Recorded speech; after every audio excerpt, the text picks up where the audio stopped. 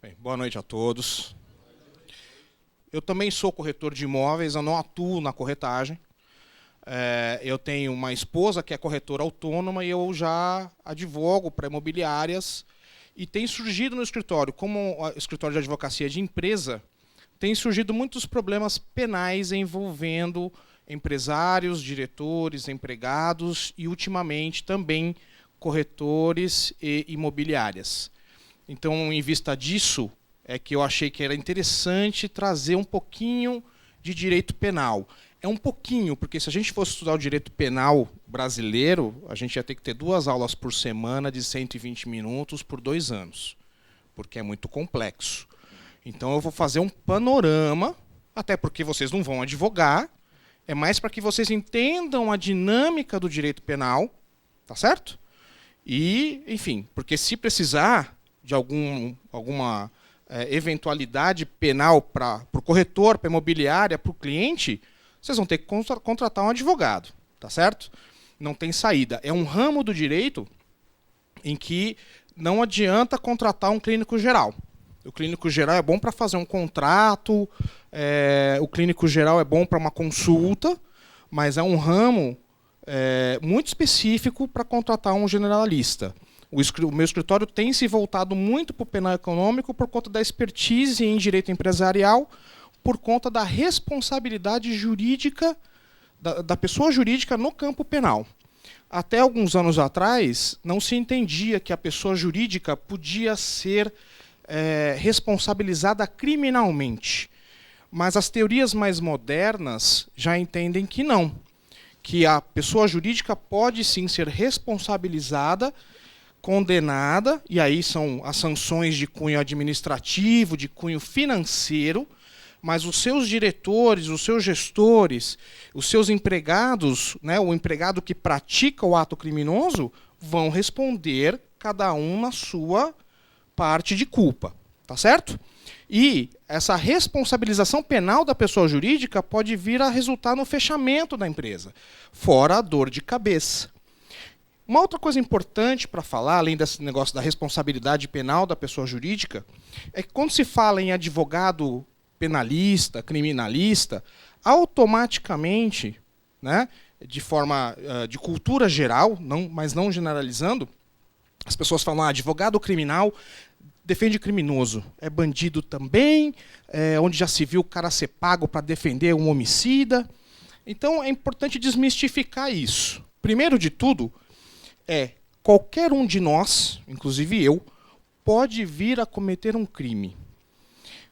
A quantidade de crimes estabelecidas não só no Código Penal, mas em leis específicas, a gama é tão grande que qualquer um de nós está sujeito a cometer um crime, e não por isso somos criminosos, efetivamente. Né? Não vivemos da conduta criminosa. Tá certo?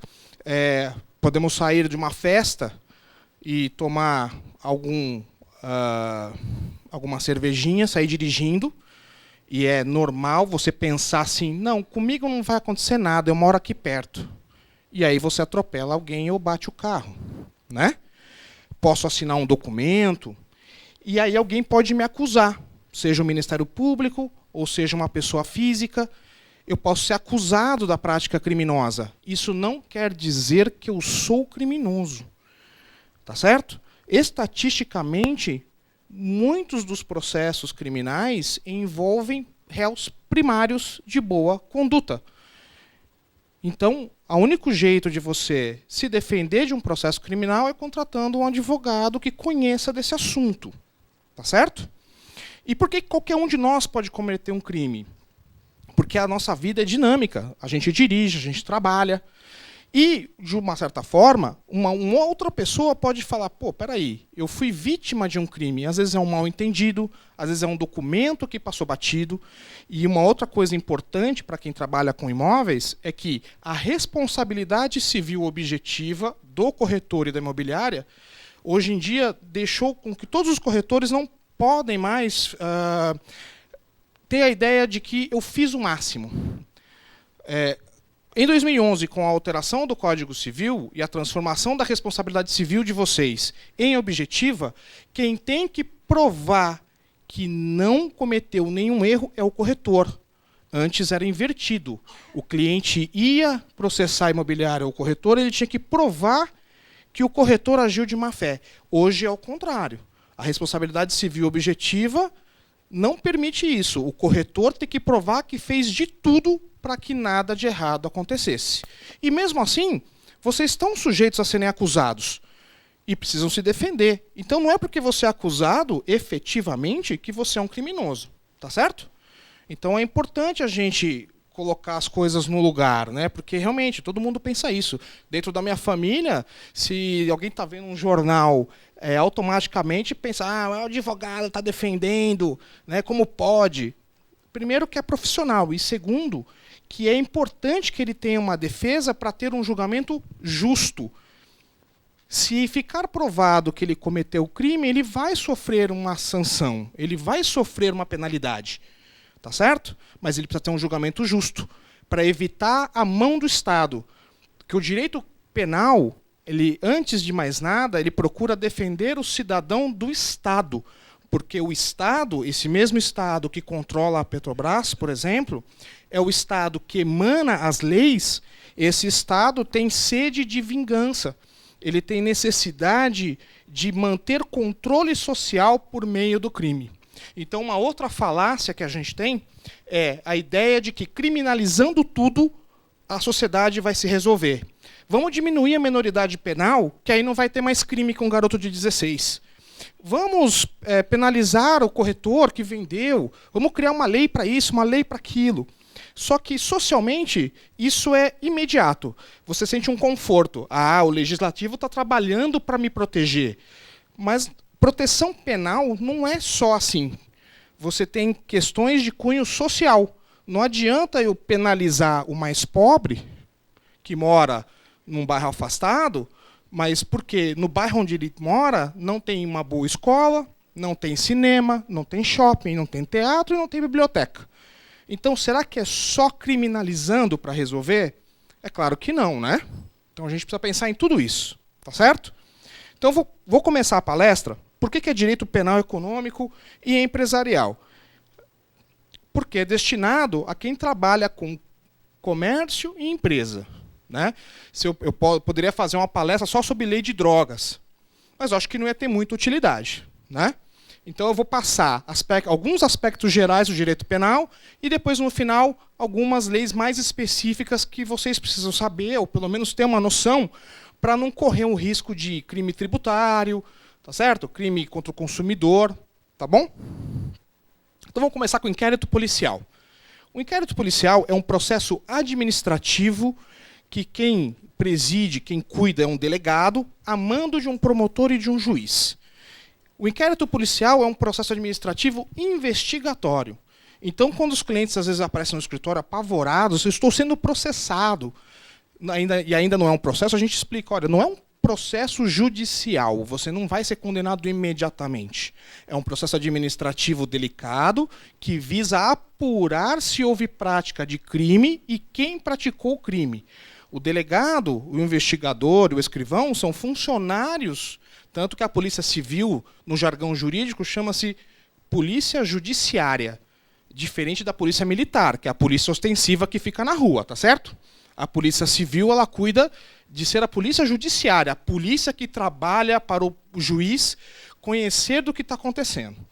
Então, como é que funciona? Como é que se começa o inquérito policial? Com uma prisão em flagrante, né? A polícia militar ou a própria polícia civil abre um depósito de drogas e apreende as drogas e os eventuais acusados, suspeitos que estão dentro do depósito de droga e levam eles presos, é a prisão em flagrante. Boletim de ocorrência ou pedido de abertura de inquérito. O boletim de ocorrência, como talvez alguém já tenha feito pela internet ou ao vivo, você pode ser roubado ou furtado, vai na delegacia, toma um pequeno chá de cadeira, certo? E lavra um boletim de ocorrência, também chamado em latim de noticia criminis, que eu passo para a polícia aquilo que ocorreu para mim, para a polícia ter o quê? A polícia ter uma estatística do que está acontecendo naquele bairro, e poder investigar e, eventualmente, prender em flagrante se um determinado crime está ocorrendo consequência ou com regularidade em determinado local. E o pedido de abertura de inquérito, que qualquer um pode, por meio de um advogado, pedir a abertura do inquérito na delegacia. Então, se eu pego uma falsificação de documento, eu procuro um advogado e falo, olha, eu preciso que você abra um inquérito policial para evitar, para ser investigado se esse documento é falso ou não, para evitar que eu seja acusado posteriormente de ter usado esse documento, por exemplo. Ou eu sofro uma lesão corporal numa briga de trânsito e eu tenho os dados da pessoa que me agrediu. No cível, eu vou buscar a reparação financeira dessa batida de carro e no penal eu vou buscar a reparação de justiça pela lesão corporal sofrida. Então eu vou até a delegacia, entro com uma petição pedindo a abertura de inquérito policial para averiguar esse crime de lesão corporal. E o último modo de abrir um inquérito policial é por meio de ofício. Um servidor público, um cartorário, por exemplo, pode oficiar para a delegacia para que se abra um inquérito policial para averiguação da prática de crime ou contravenção, que a gente vai chegar daqui a pouquinho a explicar o que é a diferença entre um e outro. Então, temos um corretor que não é corretor, é um pseudo-corretor, tá certo?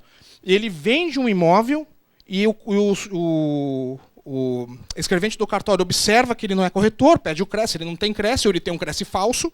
O próprio servidor, o escrevente, pode oficiar para a delegacia, falando, olha, ele está cometendo contravenção penal, ele está exercendo irregularmente uma profissão habilitada, então eu vou oficiar para o CRES tomar providência administrativa e estou oficiando para a delegacia de polícia abrir um inquérito policial para verificar a conduta dessa pessoa. Tá? Prazo.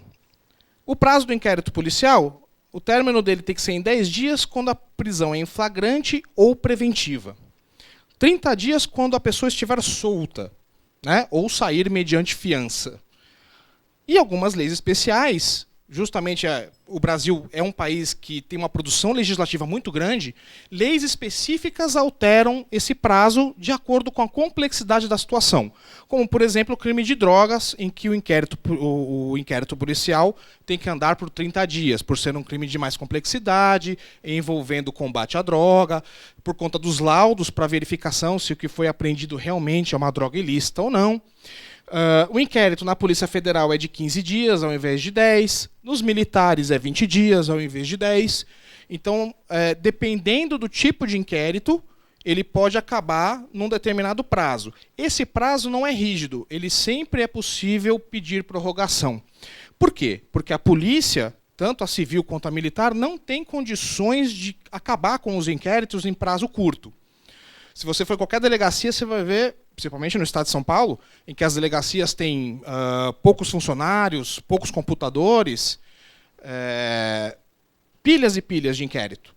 Então o inquérito começa e nunca termina em 10 dias, em 30 dias, quando está solto, porque sempre tem uma diligência, sempre tem que chamar alguém para prestar uma declaração, e aí alguém contrata um advogado, remarca. Então o inquérito vai se arrastando. E como é que funciona esse pedido de prorrogação? O inquérito vai para o Fórum da Barra Funda, onde está o DIPO, que é uma criação do estado de São Paulo, que funcionou muito bem e agora está se espalhando para os outros estados. Ontem começou em São Paulo também a audiência de custódia, que vocês veem bastante em seriados americanos, né? Que a pessoa é presa em flagrante e aí a autoridade policial tem até 24 horas para apresentar ali para o juiz para ele se manifestar pessoalmente sobre a prisão dele. Né? Isso é para o quê? Para diminuir a população carcerária, diminuir o custo que o Estado tem por conta da demora, porque muita gente é presa e fica às vezes 6 meses presa até ser solta ou absolvida por falta de provas, ou absolvida porque não era o real criminoso. E nada são R$ 1.500 por mês por preso no estado de São Paulo. Então 6 meses é um custo muito alto. Por conta disso, teve essa audiência de custódia que foi criada e começou a ser implantada agora. De qualquer forma, a polícia não tem condições de lidar com os inquéritos com velocidade. Então eles têm que mandar o inquérito para o promotor e para o juiz responsável pelos inquéritos, que chama-se juiz do DIPO, que é o Departamento de Inquéritos. São juízes que só lidam com o inquérito o dia inteiro, são uns 12 juízes mais ou menos, para a capital, e eles ficam o dia inteiro olhando os inquéritos e mandando ouvir gente, mandando produzir prova, mandando fazer busca e apreensão de computadores, enfim, uma série de diligências para se apurar a verdade. Porque no Brasil, como na maioria dos países civilizados, né, e em desenvolvimento ou desenvolvidos, você tem o princípio da presunção de inocência. O Estado tem que provar que você é culpado. O Estado tem que provar que você agiu criminosamente. Então, é por isso essa necessidade de diligências para poder ter provas suficientes para se acusar alguém, se condenar alguém. Tipos de processo judicial. Acabou o inquérito, ele pode virar um processo judicial. Como? Ele pode ser uma ação penal pública, que é a ação que é movida pelo promotor de justiça. Então, eu vou dar um exemplo para vocês, bem didático. Nardoni, ele cometeu um homicídio, tá certo? Foi preso preventivamente para não ocultar provas, tá certo? E aí o promotor foi e processou ele, entrou com uma ação penal pública, porque o homicídio é um crime que o Estado tem interesse. É um crime que o Estado tem interesse em quê? Ordem pública, o Estado tem interesse em manter a ordem social, o Estado tem interesse que as pessoas não façam vingança privada, então, por conta disso, é um crime de ação penal pública. Ninguém precisa movimentar, o Estado cuida da sociedade prendendo o homicida, tá certo? Você tem a ação penal privada. São as ações em que o Estado não tem esse interesse. A pessoa tem que demonstrar esse interesse. Então, por exemplo, Lei Maria da Penha, que a pessoa tem que entrar com uma representação. O agredido ou a agredida, porque a Lei Maria da Penha ela é constitucionalmente pode ser usada por homens ou por mulheres, porque tem homens que também apanham em casa, por incrível que pareça, né? E os homens também têm direito à Lei Maria da Penha. Então, o que acontece? Eu vou na delegacia e registro o boletim de ocorrência contra o marido agressor, ou contra o namorado agressor, tá certo? E peço lá para ser chamado para conversar. Só que, em 6 meses, se eu não der andamento e pedir a representação para que vá para o fórum, para que o juiz marque uma audiência, para que ele marque um psicólogo para a vítima, para chamar o agressor para uma audiência, para instituir 500 metros de distância, para condená-lo, para que ele já tenha uma primeira condenação, deixando a conduta social dele já manchada, não vai, não anda. Num crime de injúria, por exemplo, que é até importante também citar para vocês, nesse campo de responsabilização que serve para as imobiliárias e para vocês, rede social é um perigo. Hoje mesmo passou no jornal Hoje à Tarde uma matéria sobre indenizações de pessoas que sofreram injúria e difamação em rede social. Então, o que acontece? A pessoa que é ofendida, e quando eu falo ofendido, não é só quem escreveu a ofensa. Quem curte a ofensa, quem compartilha a ofensa, também pode ser processado criminalmente. E aí o criminal vai para injúria e difamação, tá certo? E no cível, financeiramente. Então a matéria de hoje comentava sobre as indenizações em matérias de ofensas feitas na internet. Que as indenizações estão variando entre 10 e 30 mil reais. E estimulando as pessoas, os ofendidos, a não deixar aquilo para trás. Não achar que porque está no Facebook, ou está no LinkedIn, ou está em qualquer outra rede social, porque existem várias, deixar isso para lá. Ao contrário, a pessoa precisa defender a dignidade dela e a honra dela. Ela precisa se proteger e precisa acionar para que as pessoas percebam que aquela conduta gera um resultado onde dói no bolso, né? Tem que pagar uma indenização, ou pode gerar um resultado criminal. E aí você fala, vai para a cadeia? Não vai para a cadeia na primeira, não vai para a cadeia imediatamente, mas num segundo processo já consta o primeiro. Você já não tem mais bons antecedentes, já não pode prestar concurso público. Então é importante essa busca pelo direito por todos nós. Tá? E na ação penal pública o nome é denúncia. E na ação penal privada, o nome é queixa-crime.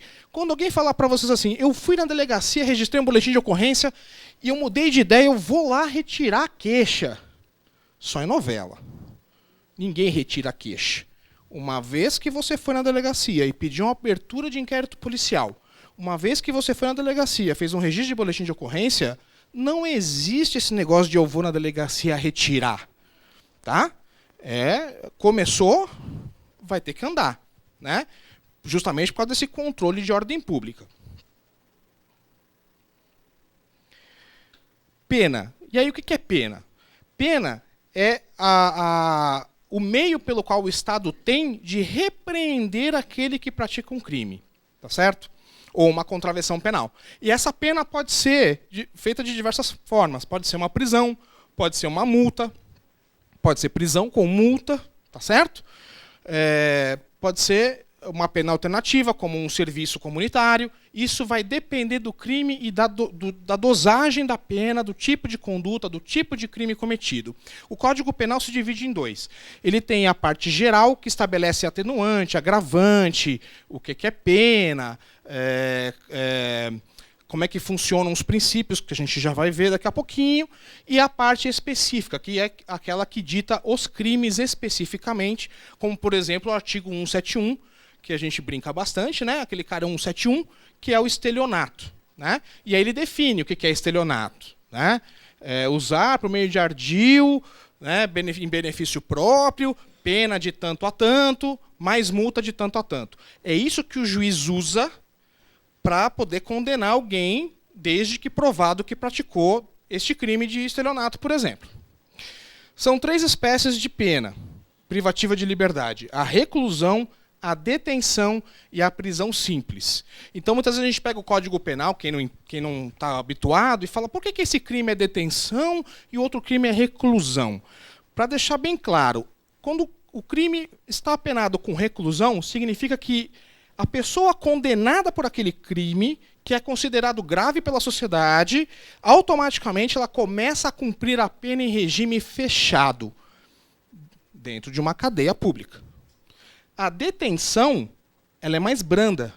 Então, o crime é considerado um pouco menos grave. Então, ele começa cumprindo a pena em regime semiaberto ou aberto. Tá? Então, essa é a diferença que tem na lei. Quando a lei determina que determinado crime vai ter pena de reclusão, o acusado já sabe que, se for condenado, vai começar cumprindo a pena recluso, fechado. Se tem pena de detenção, ele já começa a pensar, posso pegar um semiaberto se eu for primário, então eu trabalho durante o dia, durmo à noite, né?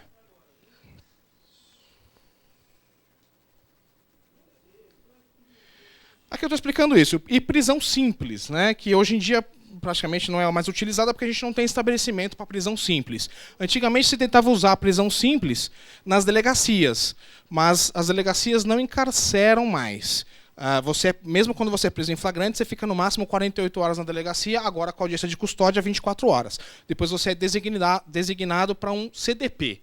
Né? Isso se o seu crime não tiver fiança, se você não tiver um advogado, que na hora que você foi preso, quando alguém liga para o escritório, ou liga no meu celular, e fala, eu estou na delegacia e tal. Eu falo, calma, não assina nada ainda, que eu estou indo para aí, para que a pessoa não cometa o erro de sair assinando uma confissão sem ter feito nada. Né? Ou mesmo ser imputado a ele um crime que não foi o que ele cometeu. Então, aqui está explicando o negócio que eu falei para vocês sobre reclusão e detenção, a diferença. Né? Reclusão é cumprida inicialmente em regime fechado, semiaberto ou aberto, e a detenção, o cumprimento sempre já começa no aberto ou semiaberto. Essa é a diferença entre reclusão e detenção. Penas restritivas de direito são também penas alternativas em que a pessoa, por exemplo, no Código de Trânsito, pode ficar sem a carteira de motorista, ou fica proibida de entrar num bar ou em algum lugar, ou fica impedida de atuar na profissão. Então, você comete um crime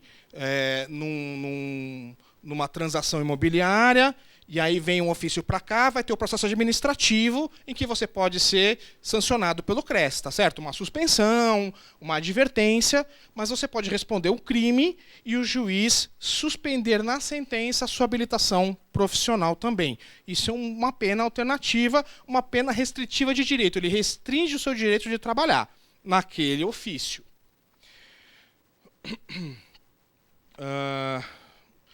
Para poder fazer essa alteração o crime não pode ser cometido com violência ou grave ameaça. É mais ou menos como a diferença entre o furto e o roubo. Às vezes as pessoas falam assim, eu fui roubado, e ela não foi roubada, ela foi furtada. Alguém colocou a mão, ela estava almoçando, deixou a bolsa para trás, alguém colocou a mão na bolsa, tirou as coisas, fechou a bolsa e foi embora, tá certo? Isso é furto. Roubo é quando eu puxo o revólver e falo, olha, me dá o seu relógio, a sua carteira aqui agora, senão eu vou te dar um tiro. Isso é uma ameaça grave.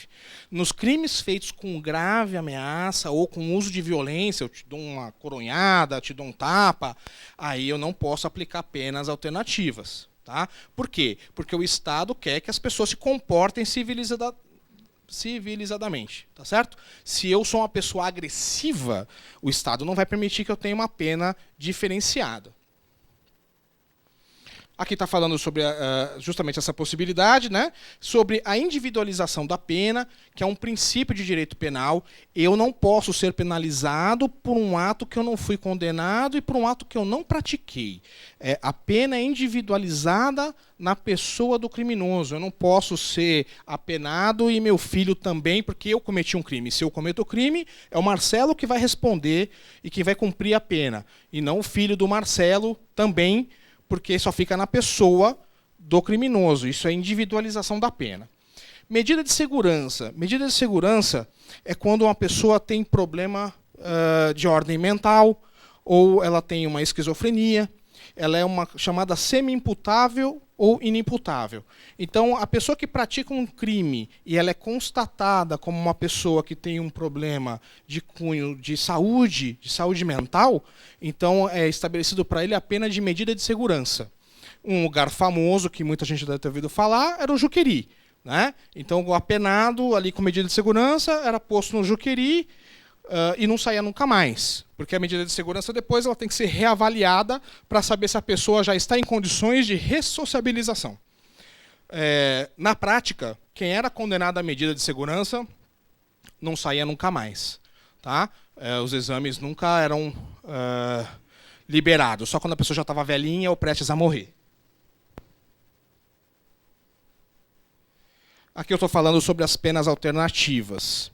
Para quem é primário, para quem tem boa conduta social, para quem não cometeu crime grave, com gravidade, com lei específica como tráfico de drogas, nem cometeu um crime com grave ameaça ou violência, é possível aplicação de pena pecuniária, que é multa. É possível prestação de serviço à comunidade, é possível interdição temporária de direitos, que é como não poder trabalhar no ofício de corretor, por exemplo, cargo, função, atividade pública quando é servidor público. E ali eu negritei, proibição de exercício de profissão, atividade ou ofício se aplicados para crimes relacionados à inobservância de regulamento específico da profissão.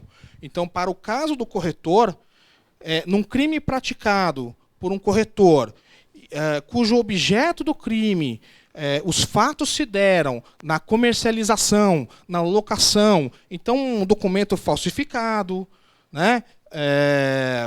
Enfim, desde que provado, né, criminalmente, porque lembra, a responsabilidade objetiva é do cível, né? E ela pode ser aplicada no criminal, mas o criminal tem o princípio da inocência.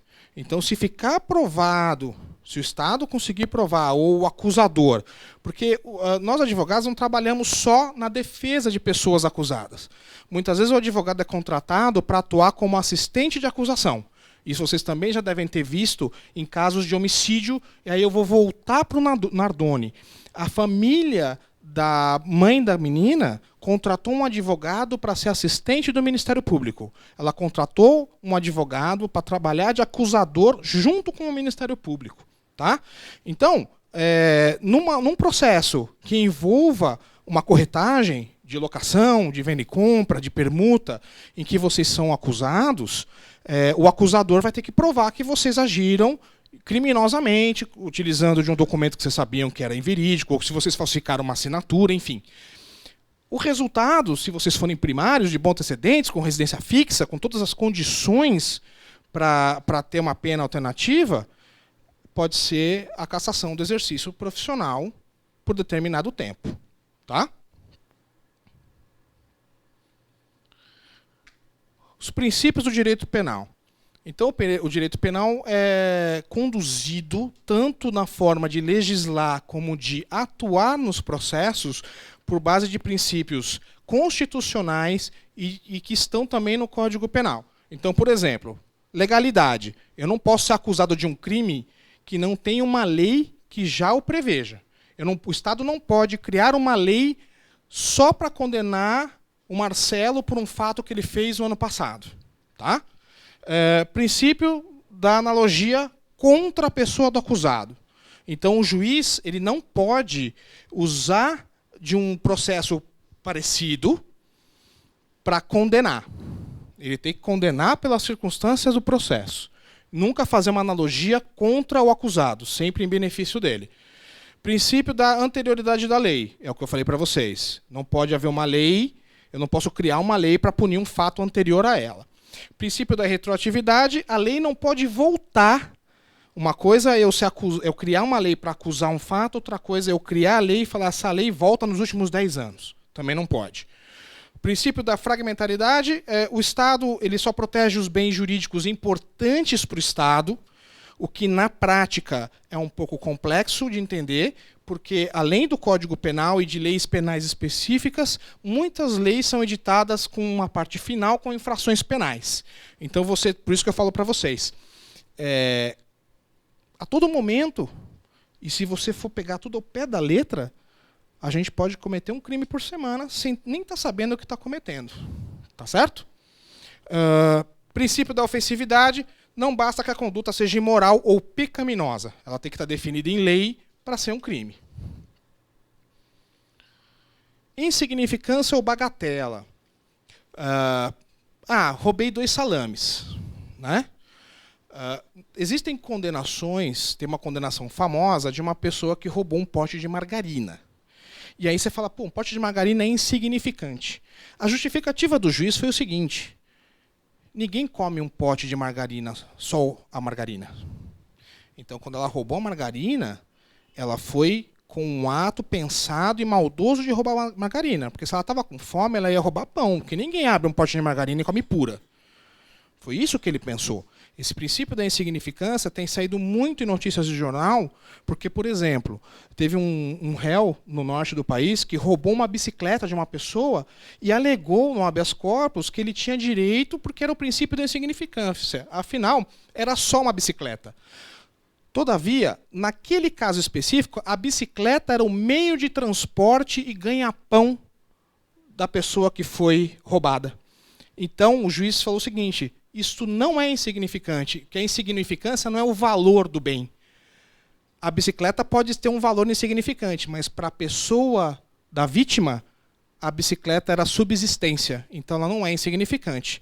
Né? O que é insignificante num ponto de vista, no todo, no sistema todo, pode não ser, não é verdade? Nesse negócio do roubo do salame, a gente também chama de crime famérico, que é o crime de fome. E aí é que vem essa questão. Se eu estou com fome, eu não vou roubar um pote de margarina e colocar a mão na margarina e comer margarina pura. Eu vou roubar pão, eu vou roubar leite, eu vou roubar, né, pão e salame. Tá certo? Então tem que pensar nisso. Tá? Princípio da culpabilidade, só será penalizado quem agiu com dolo ou culpa. Nós já vamos chegar em dolo e culpa para vocês saberem a diferença. Princípio da humanidade, todo réu deve ser tratado com humanidade, tanto pela polícia, quanto pelo promotor, quanto pelo juiz. Porque presume-se inocente. E mesmo que for culpado, você não pode destratar a pessoa, porque o Estado já tem o meio de penalizá-la e fazê-la cumprir pelo crime que ela cometeu. Tá certo?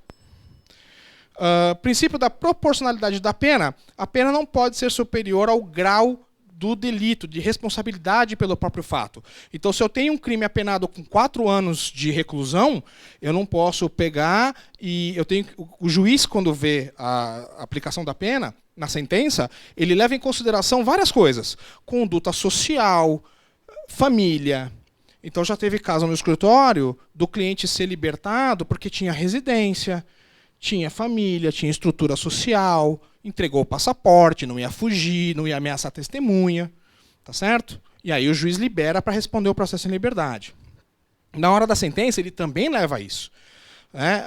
Não só a questão da reincidência, ou seja, da reprática de um crime, mas ele também leva em consideração toda a conduta social da pessoa, tudo aquilo que a pessoa representa na ordem social.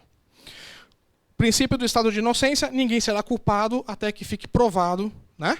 Ninguém pode ser presumido culpado. O princípio da igualdade: todos são iguais perante a lei, então eu não posso, de acordo só com a letra fria da lei, condenar alguém a 4 anos e usar a mesma lei e condenar outro a 8 só com base na lei. Eu preciso olhar circunstâncias agravantes, atenuantes, conduta social, prática reiterada de crime, que tipo de crime estava cometendo, se é viciado, se não é, tudo isso o juiz leva em consideração. E o princípio do non bis in idem, quer dizer, não vai ser julgado 2 vezes pelo mesmo crime. E o que é crime? Crime é todo ato que é uma ação ou omissão, né? Porque o código e as leis específicas também condenam quando você fecha os olhos. A gente já vai ver daqui a pouquinho esse tipo de conduta.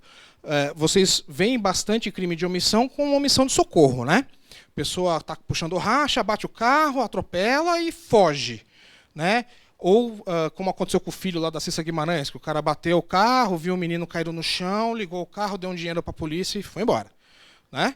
Ele se omitiu, ele fechou os olhos para o que aconteceu, e isso também tem repercussão na esfera penal. Então é todo ato consciente e voluntário punido com sanções penais, ou seja, penas e medidas de segurança de acordo com a norma e com o caso específico. Fato típico ilícito, né, ou antijurídico e culpável é a corrente dominante dentro dos estudiosos do direito penal. Que a pessoa, para cometer um crime, seja ela jurídica ou física, precisa ter esses 3 requisitos. Tem que ser um fato típico. O que é fato típico? É o fato que está descrito na lei. Então, quando a lei fala matar alguém é crime, esse matar, esse verbo matar, é o fato típico da lei, é o tipo da lei. Necessário dolo ou, no mínimo, culpa. E a culpa vem com negligência, imperícia e imprudência. Então nós temos dolo. Dolo é toda a vontade de praticar um crime. Então quando eu já penso na prática do crime, para obter um benefício, para me livrar de uma pessoa, e eu penso como fazer aquele crime, como é que eu vou sumir com uma pessoa, como é que eu vou matar uma pessoa. Então já teve um caso de um cliente que estava sendo julgado no júri por tentativa de homicídio da ex-namorada e o atual namorado dela. E aí a gente tentando defendê-lo. No dia do júri ele sentou para a juíza falou: você tentou matar os dois? E a gente já tinha orientado ele ao que falar, né, como falar para se expressar, para não cometer um erro que fosse prejudicial. Ele não teve dúvidas. Planejei sim, comprei a arma, municiei a arma, fui atrás dos dois e atirei nos dois porque eu sou cabra macho. Então, né, ficou difícil, né? Porque uma coisa num repente, encontrou com os dois, puxou o revólver e deu tiro para... Uma coisa é dar tiro para cima, dar tiro para o lado, para botar para correr, para assustar. Isso não é tentativa de homicídio. Outra coisa é sentar para a juíza e falar: comprei a arma, fui atrás dos dois, atirei nos dois porque sou cabra macho. Né? Aí configurou a tentativa de homicídio. Então a tentativa de homicídio tem uma punição, tem um julgamento por júri. Eu não vou tratar de júri aqui, porque o júri não é um assunto relevante para vocês. É uma matéria mais extensa, tem crimes específicos, que é latrocínio, homicídio, tentativa de homicídio, infanticídio, que aqui não cabe, né? Mas eu só estou dando para vocês dar um exemplo desse negócio de ter dolo ou ter culpa, né? Aí tem dolo direto e imediato, quando o sujeito produz o resultado. Então, nesse caso que eu estou falando, comprou a arma, foi atrás e matou os dois, né? E o dolo indireto imediato, que pode ser eventual, assume o risco. O que é esse dolo eventual assume o risco? Racha é o melhor exemplo. Eu pego o carro para me divertir, para dar uma de bacana, saio fazendo racha, a princípio, eu não penso em atropelar ninguém. Mas quando eu atropelo alguém, eu assumi o risco, tá certo? Porque eu já sei que racha é uma coisa ilegal, né? Então, quando eu vou para o racha, eu já estou assumindo a hipótese de atropelar alguém. Então, eu estou assumindo essa conduta. Culpa, conduta voluntária, né? Resultado involuntário, a culpa precisa ser provada. E a culpa pode acontecer com qualquer um de nós, como eu falei. Tá? Basta você não ter a cautela exigida para poder... por isso que é negligência, imperícia ou imprudência. Né? Talvez você já tenha tido alguma palestra sobre essa parte do direito civil, que a imprudência é quando você não pensa que vai dar nada e comete um ato. A imperícia é quando eu sou perito num assunto, como o corretor de imóveis é perito num assunto, e aí ele age de forma sem cautela, porque ele fala não vai dar nada, porque nunca dá nada, nunca deu nada. Né? E negligência. Erro de tipo e erro de proibição. Erro de tipo recai quando a situação de fato, dois alunos numa sala, um do lado do outro, tem um livro no chão, eu pego o livro achando que é meu, coloco na minha mochila, eu estou furtando o livro, eu sei o que é furto, mas eu não estou furtando de forma intencional, eu acho que o livro é meu. Eu coloco o livro na mochila e vou embora. Né? Tá o exemplo ali. Achando que é meu. Então é um erro de tipo. Um erro de proibição é quando eu atinjo a compreensão da conduta. Então eu me apodero de um objeto de alguém que me deve. Né? No próprio Código do Consumidor e no Código Civil, não permite cobrança de dívida de forma coativa. Mas isso também é crime. Eu não posso, se uma pessoa me deve, eu vou lá na casa dele, pego o carro para mim, me dá esse carro, né? Dou uns tapas no cara e levo o carro embora. Eu acabei de roubar o carro, tá certo? Porque eu agi com grave violência e ameaça, catei o carro e fui embora. Eu roubei o carro, tá certo? E aí eu falo, não, mas eu só fui, ele estava me devendo dinheiro. Não é porque ele te deve dinheiro que você pode ir lá dar uns tapas na cara dele e levar o carro embora. Tá? Ou ele entra no bar e você vai lá, mexe no carro e leva o carro embora. Você furtou o carro. Né? Então você sabia o que estava fazendo, você não sabia que era um crime, porque você achou que está me devendo, eu vou levar embora. Né? É justamente isso que o Estado, que a sociedade não quer. Ela não quer vingança privada. Se ele está te devendo dinheiro, processe-o.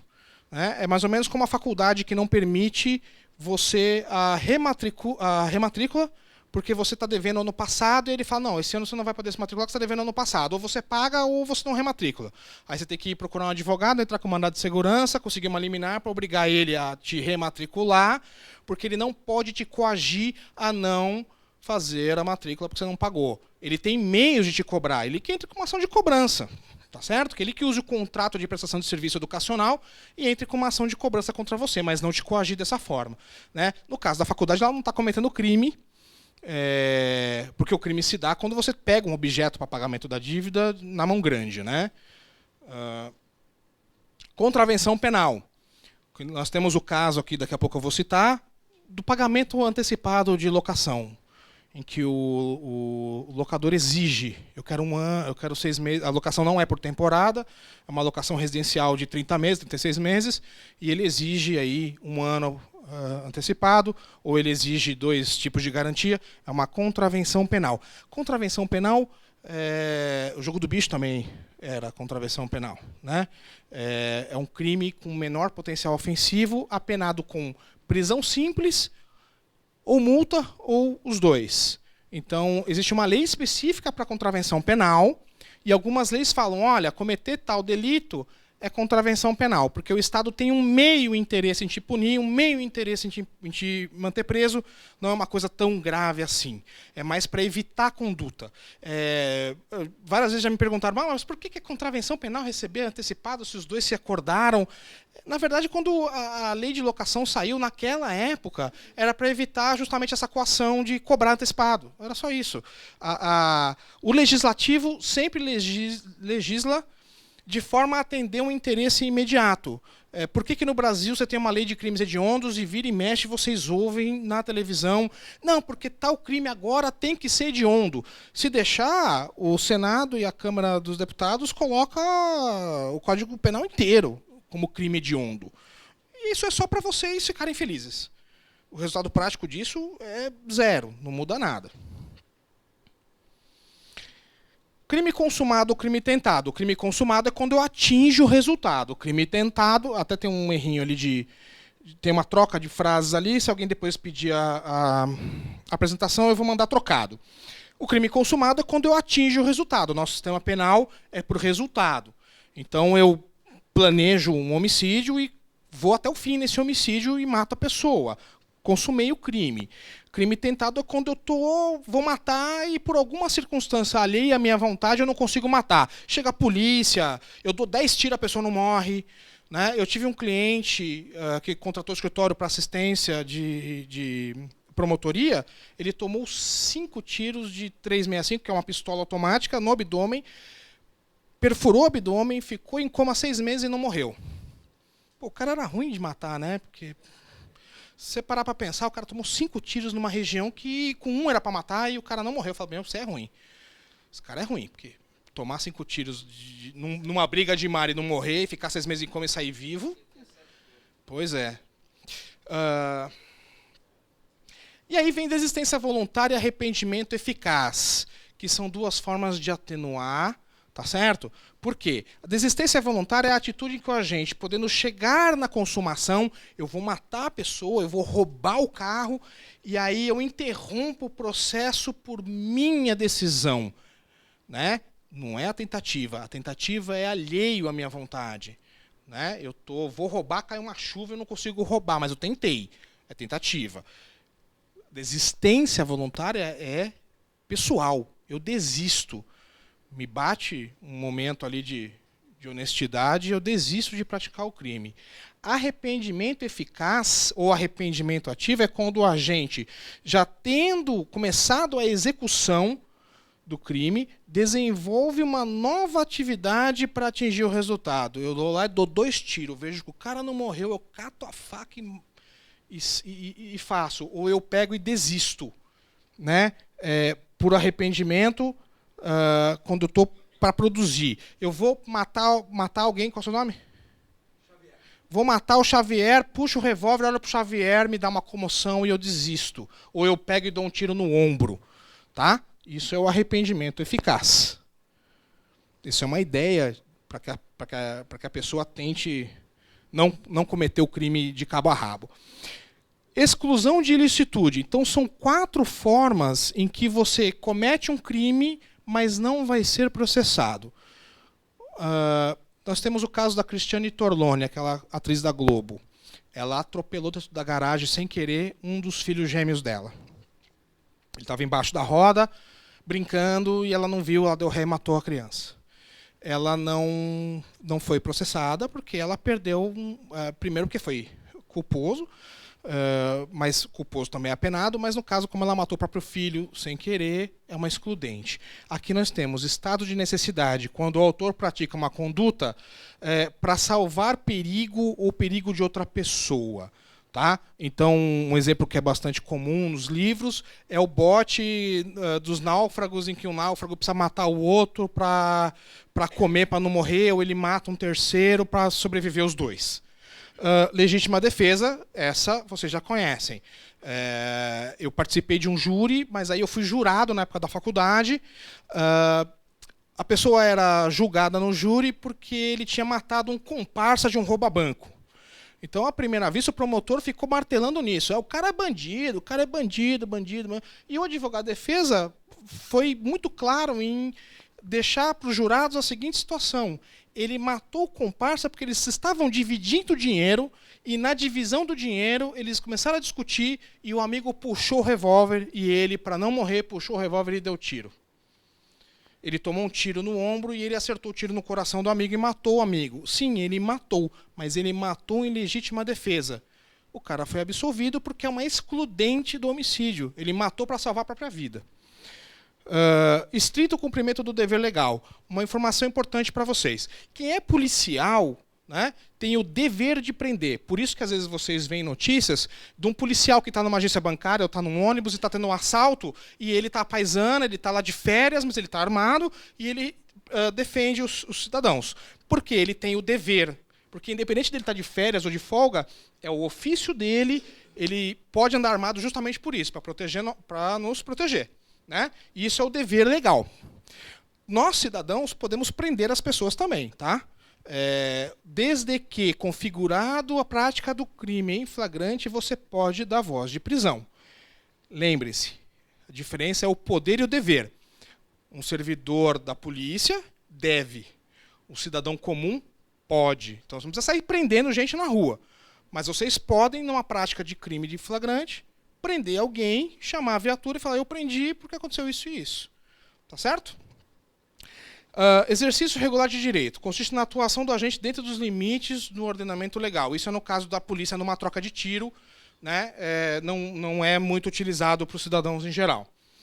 Teoria do domínio do fato.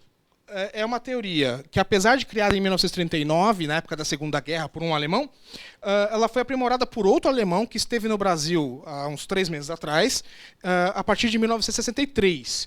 E o que é essa teoria do domínio do fato? A pessoa que escreveu o Código Penal, que se chama Nelson Hungria, em 1940, ele já conhecia, ele era um estudioso, já conhecia essa teoria.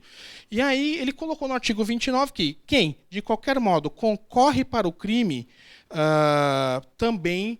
E aí o que concorre? Não é só o que a gente chama de concurso de pessoas ou concurso de crimes. É quando eu me junto com várias pessoas para praticar um crime, concurso de pessoas.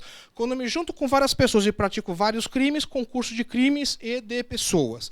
Teoria do domínio do fato diz o seguinte: se eu sou chefe, eu sou o dono da imobiliária, eu estou vendo o meu corretor praticando um crime, eu sei que aquilo é crime, eu dou uma pilha nele para ele praticar, porque nós vamos embolsar 1 milhão em corretagem. É a teoria do domínio do fato. Eu tinha o domínio do que estava acontecendo, eu era o chefe do corretor, eu podia impedir aquele fato, mas eu fiquei de olho na grana e mandei bala. Ela foi muito discutida e será de novo, no Mensalão. Por que os políticos, por que o Zé Dirceu e o Genuíno foram apenados? Com base nessa teoria. Eles podiam até não ter ido no banco sacar dinheiro, mas como eles dominavam a situação, eles eram chefes do partido, eles tinham supremacia por cargo, eles tinham ordem, eles sabiam tudo o que estava acontecendo, era a teoria do domínio do fato, e que também provavelmente vai ser aplicada aí, nesse caso, ao Lava Jato. Histórico do direito penal empresarial. Ele começou na época de 1980, 1990. O Brasil tinha acabado de sair da ditadura e tinha a nossa Constituição em 88. E, sob influência europeia e americana, nós lançamos várias leis, muitas delas muito bem feitas, como o Código de Defesa do Consumidor, que o nosso é um dos melhores do mundo. Também porque vieram as privatizações, necessidade de arrecadação financeira, porque a maioria, eu diria que 99% das penalidades para a pessoa jurídica são penalidades financeiras, né? Porque você não tem como prender uma empresa, então a responsabilização da pessoa jurídica recai muito em questão financeira, em sanção de cunho de dinheiro, e a sanção para a pessoa física geralmente é o apenamento de prisão, né? De prisão com multa, enfim. Criminalização de condutas que antes só eram sancionadas administrativamente. Então, por exemplo, eu deixava de recolher um tributo maldosamente, eu fazia um caixa 2, e antes eu só era penalizado pela Receita Federal, era uma sanção administrativa, eu era multado, eu tinha execução fiscal, né? Depois veio a lei de crimes tributários para colocar o empresário na cadeia ou para forçar o empresário a pagar para não ir para a cadeia. A gente já vai ver isso daqui a pouquinho. Então foi criminalização, que é o que eu estava falando para vocês. Muitas condutas são criminalizadas não com o intuito de proteger a sociedade, porque a sociedade não precisa. Aliás, a sociedade nem quer um empresário na cadeia, porque o empresário, em tese, gera emprego. E aonde dói mais para o empresário? É no bolso. Não é botar ele na cadeia e fazer ele virar custo para o Estado. Ao contrário, é arrancar a grana dele, é fazer com que ele pague aquilo que ele não pagou porque ele quis ser esperto, porque ele quis ser malandro, né? Então, nós temos algumas leis penais especiais, que eu vou passar algumas por cima. Por exemplo, eu não vou falar de crimes do meio ambiente, não vou falar em crime falimentar, né? Eu vou dar um pouquinho só, assim, por cima de alguns, para vocês terem noção do que é cada um.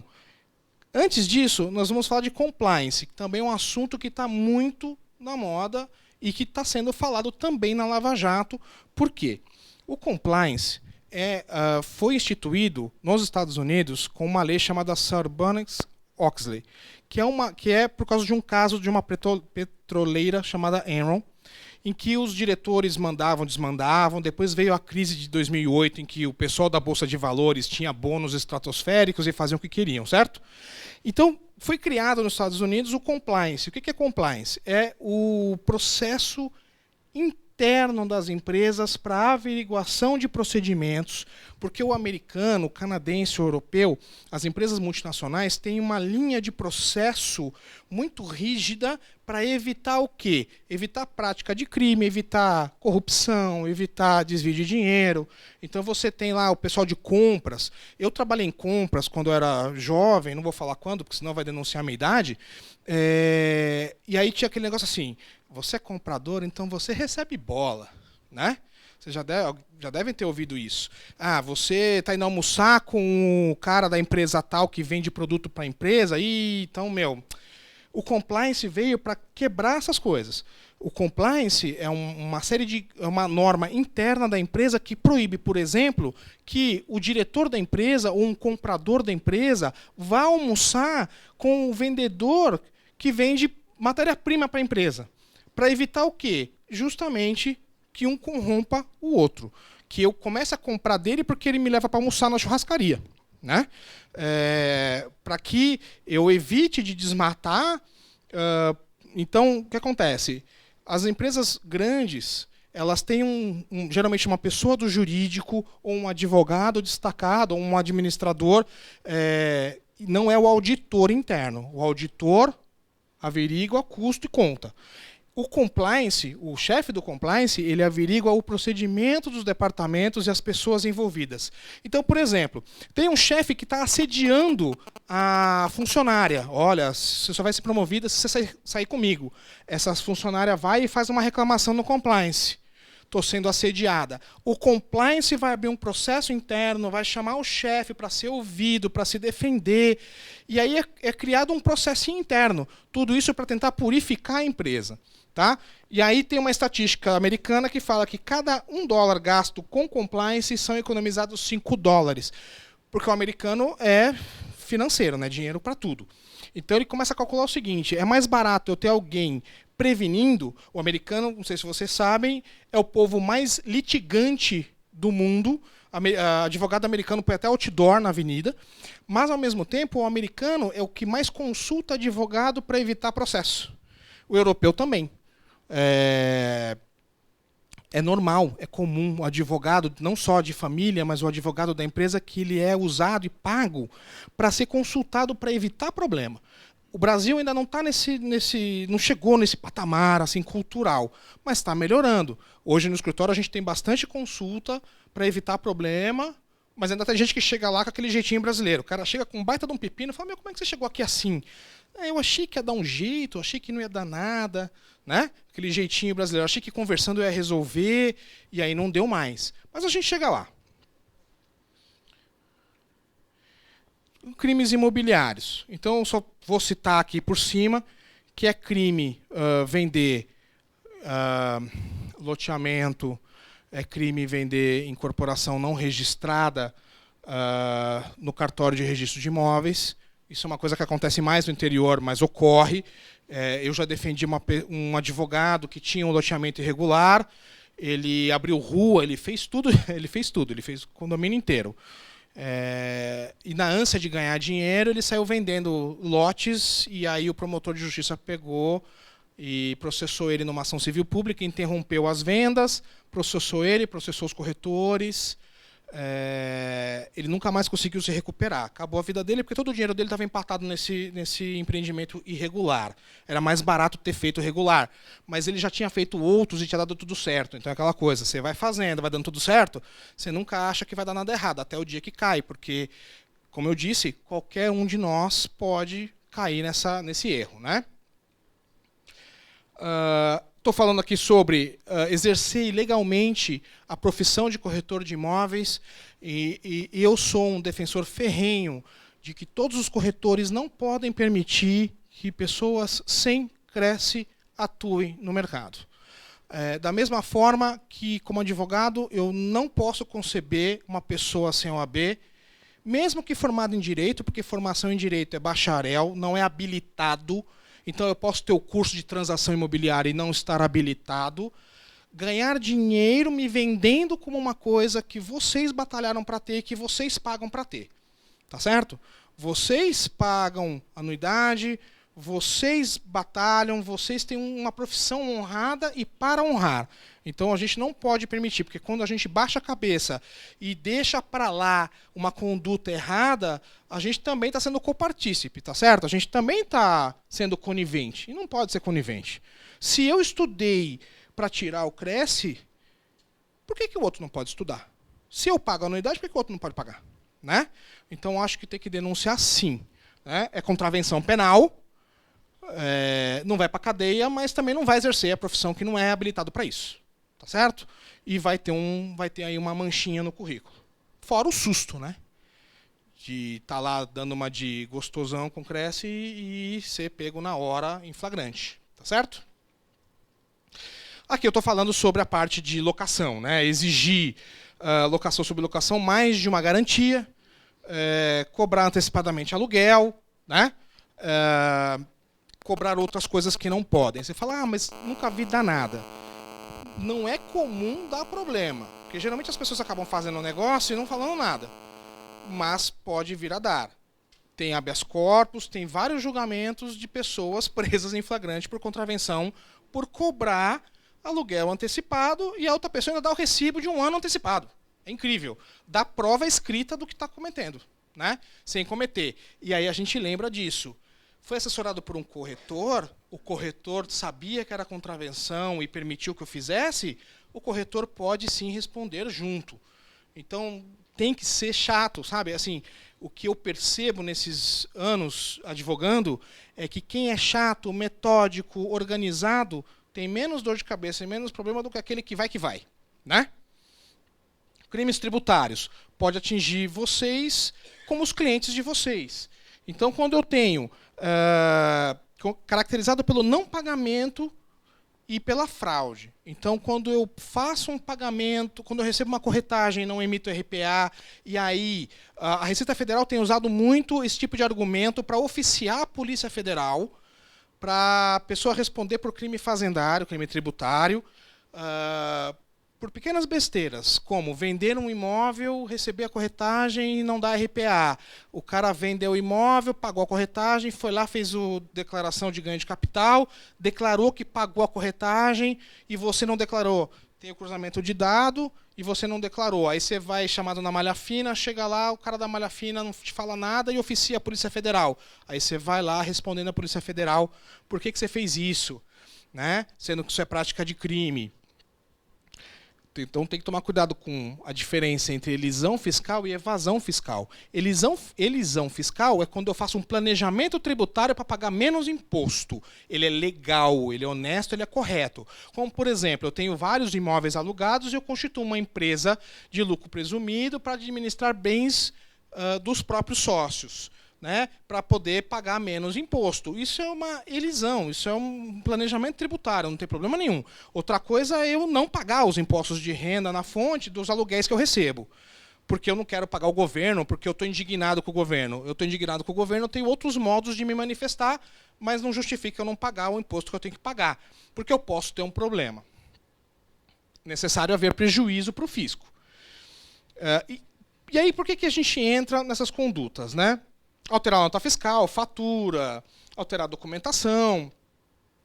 Estou falando isso para vocês porque as obrigações acessórias, como a emissão do RPA, não só o pagamento do imposto, mas a emissão do RPA, a não emissão do RPA, quando você não emite, você também está cometendo um crime tributário e você também pode ser investigado.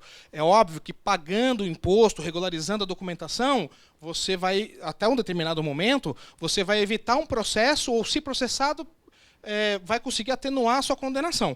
Mas, e a dor de cabeça? E o custo por trás disso? Né? Então, aqui tem a súmula vinculante 24, que não se aplica ao crime material de ordem tributária se você pagar o tributo antes do lançamento definitivo né, porque não houve prova, ou quando você paga o tributo, a contribuição, inclusive os acessórios, você regulariza a documentação, antes do recebimento da denúncia. Lá atrás, eu não falei em ação penal, que o promotor vai e processa você porque o Estado tem interesse? O Estado tem interesse em ganhar dinheiro, em arrecadar, tá certo? Se o fruto, né, se o resultado da arrecadação é usado para corrupção, ou para viagem, ou para assinar tratado, né, isso é outra coisa. Né? O que a gente tem aqui é a clara e manifesta intenção do legislador do crime tributário em fazer você pagar e regularizar a documentação para não ser processado. É uma forma de forçar os contribuintes a se acertarem com o fisco antes da denúncia. Depois que tiver a denúncia, ou seja, depois que o promotor distribuiu o processo para o juiz e fala, olha, ele teve... Porque entre o inquérito policial e a denúncia demora um tempo. Esse tempo é o tempo de correr no advogado e no contador e regularizar tudo. Né?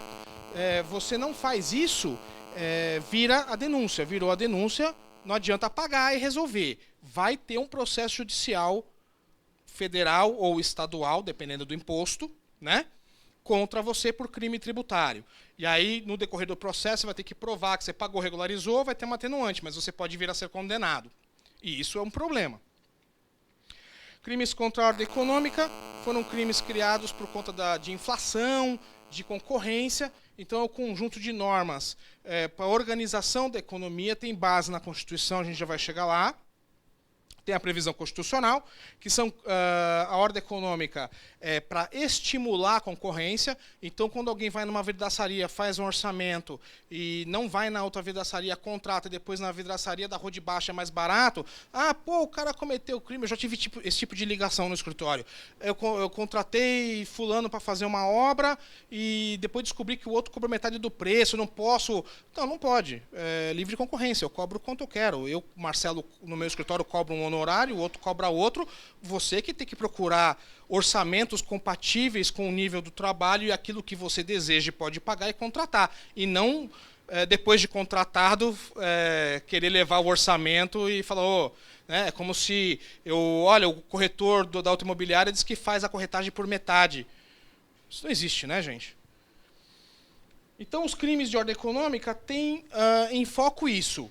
Evitar abuso de poder econômico, como cartel, como no caso de cimento, como no caso de concessionária de carro. Né? Então, é sempre o quê? Cartel para formação de fixar preço. Então, se 4 imobiliárias têm um imóvel e resolvem se juntar as 4, fazer uma reuniãozinha de happy hour e fixar que todas vão vender, é difícil de provar essa ocorrência. Mas já aconteceu com o exemplo que eu dei. Já aconteceu com cimento. Foi gravada uma reunião com várias empresas de cimento para fixar preço de cimento. Isso é crime contra a ordem econômica, porque os lesados são todos os cidadãos, tá certo? Vamos fixar o preço do cimento a tanto e quem quiser cimento que pague, né? Isso não pode. Crimes contra a relação de consumo é um crime que vocês podem vir a ocorrer numa administração, de um comprador de um imóvel, porque ele é destinatário final daquela compra, né? E a gente pode acontecer isso em qualquer supermercado que você for fazer compra. Você vai comprar um bem, por que a gente fala para olhar o rótulo, olhar vencimento? Porque quando eu tenho produto vencido, eu estou cometendo um crime. No escritório nós defendemos um dono de um hospital veterinário que foi denunciado por um ex-empregado que ele tinha vários remédios dentro da clínica veterinária vencidos. Ele ligou desesperado porque ele já estava na delegacia preso. Saiu no Datena, super constrangedor, porque é um hospital famoso, veterinário, mas um hospital conhecido, porque ele tinha um monte de remédio vencido. Eu não sabia. Estava vencido, né? Não é tão fácil assim de defender, tem meios de defender, mas é um crime de consumo, tá? Eu não posso ter numa farmácia remédio vencido. Isso é para proteger todos nós. Então, elevar valor cobrado nas vendas a prazo de bem ou serviço, né? E os crimes que estão no próprio Código de Defesa do Consumidor. Propaganda enganosa ou abusiva, afirmação falsa ou enganosa sobre característica de bem. Então, sempre lembrando disso. Tem que ter cautela, porque é nocível vocês têm a responsabilidade objetiva, que pode gerar indenização, que é prejuízo financeiro. E no crime, a dor de cabeça de ter uma sanção penal aplicada, uma multa, um ofício para o Cresce, enfim. Propriedade industrial e intelectual não é muito comum, mas eu vou dar um exemplo mais didático e mais prático. Da mesma forma que eu falei sobre rede social, eu vou alertar vocês sobre e-mail. Não importa se o e-mail está no computador e na tela. Ele é um documento e ele é prova. Muito cuidado com o que escreve, porque uma ofensa escrita no e-mail pode virar um processo pessoal contra vocês. Um e-mail, como já aconteceu com um cliente meu, que a pessoa de vendas, não era do ramo imobiliário, mas a pessoa de vendas, usando o computador da empresa no expediente interno da empresa, vendia produto do concorrente. É muita burrice, mas enfim, pode acontecer. Né? Você pode ter uma imobiliária e pode acontecer do corretor estar precisando de grana ou ser ganancioso, enfim, e cometer um crime desse. Tá? O e-mail ele é prova. Vender, circular informações de dentro de uma empresa que são da empresa para o concorrente, para si próprio, para se beneficiar, é prática de crime. Aqui são crimes do Código Penal, da parte especial, da parte específica, de que vocês podem ter mais relação, como falsificação de documento público, falsificação de documento particular, falsidade ideológica. Falsidade ideológica é quando eu me passo por outra pessoa. Falsificação de documento é quando eu produzo um documento, como eu já tive no escritório, um cliente vítima do seguinte golpe, que é um golpe comum. A empresa tinha problemas de protesto. Contratou um despachante especializado para limpar nome. Vocês já ouviram falar esse tipo de gente? Limpa o nome, né?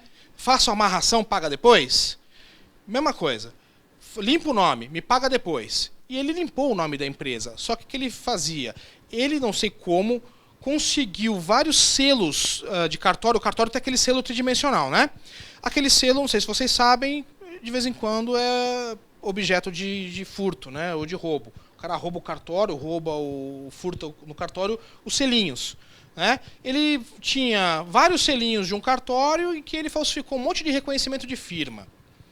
E aí, obviamente, o cliente foi chamado no inquérito policial e depois no processo para dizer qual era a participação dele nisso. Se ele tinha pago para o cara, se ele sabia se aqueles selinhos para reconhecimento de firma eram falsos ou não, eram verdadeiros, mas frutos de um roubo ou não, se ele sabia do roubo, como é que ele contratou o cara, quem indicou o cara, tudo isso porque a ideia do Estado é alcançar esse tipo de pessoa. Né? Uso de documento falso. Lembrando sempre, é preciso provar a sua conduta, né?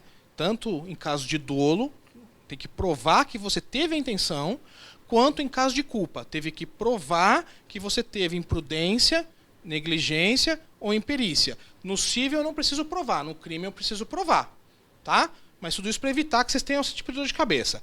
Com relação a funcionários públicos, porque vocês tiram certidão, vocês vão no cartório, lidam com o escrevente, então tem que tomar cuidado com resistência, desobediência, desacato e corrupção ativa.